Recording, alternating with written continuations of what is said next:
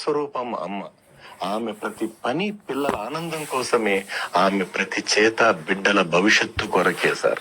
అందుకే అమ్మ మనసు కమ్మనైనదని తెలుసు, అమ్మ మనసు కమ్మనైనదని తెలుసు, అమ్మ ప్రేమ నిరుపమానమని తెలుసు, అమ్మ బంధము నిరుపమానమని తెలుసు. 100 మంది అర్చక స్వాములను ఒక చోట చేరిస్తే ఉపాధ్యాయుడవుతాడట. 100 మంది ఉపాధ్యాయులను ఒక చోట చేరిస్తే ఒక అధ్యాపకుడు అవుతాడంట.